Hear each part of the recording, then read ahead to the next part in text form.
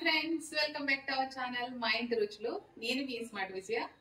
ఈ రోజు నేను సేమియా మిల్క్ మేడ్ పాయసం అయితే చేస్తానండి. సేమియా మిల్క్ మేడ్ పాయసంకి కావాల్సిన పదార్థాలు, తయారీ విధానం ఎలాగో చూద్దాము.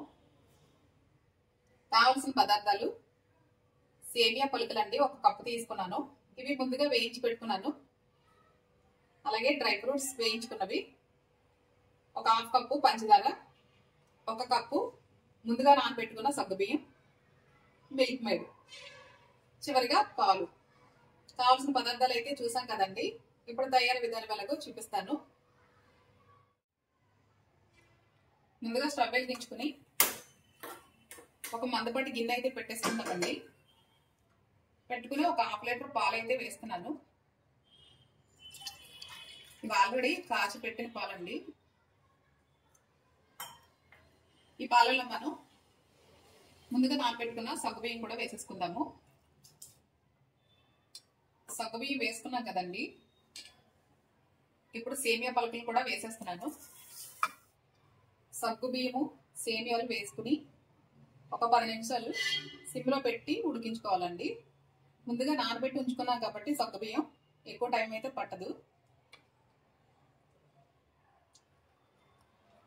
సేమియా అయితే ఉడికిపోయిందండి. ఇప్పుడు 1/2 కప్పు పంచదార కూడా వేసుకుందాము. ఎందుకంటే మిల్క్ మేడ్ వేస్తాం కాబట్టి స్వీట్ అయితే ఎక్కువ పట్టదు.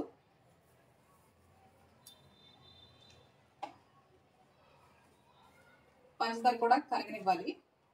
కరిగిన తర్వాత మిల్క్ మేడ్ వేసుకుందాము. ఇప్పుడు మిల్క్ మేడ్ అయితే వేసుకుందాము.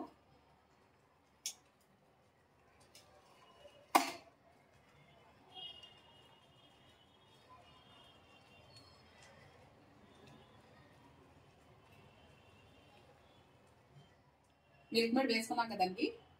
ఒకసారి బాగా కలిపి డ్రై ఫ్రూట్స్ కూడా వేసేసుకుందాము. టేస్ట్ అయితే చాలా చాలా బాగుంటుందండి. ఈ రెసిపీ తప్పకుండా మీరు కూడా ట్రై చేయండి.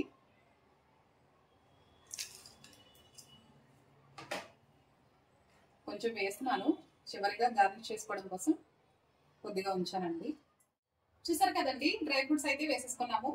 చివరిగా యాలకులు కూడా అయితే వేసేసుకుంటున్నాను. వేసుకుని బాగా కలిపి స్టవ్ అయితే ఆఫ్ చేసేసుకుంటాను. ఎంతో టేస్టీగా ఉండే సేమియా మిల్క్ మేడ్ పాయసం అయితే రెడీ అయిపోయిందండి. నచ్చితే లైక్ చేయండి, షేర్ చేయండి. మీరు కూడా తప్పకుండా ట్రై చేసి ఎలా వచ్చిందో నాకు కామెంట్ చేయండి ఫ్రెండ్స్. చూసారు కదండి, వేడివేడిగా సేమియా మిల్క్ మేడ్ పాయసం అయితే రెడీ అయిపోయింది. ఇది వేడిగా ఉండగా సర్వ్ చేస్తే చాలా చాలా బాగుంటుందండి.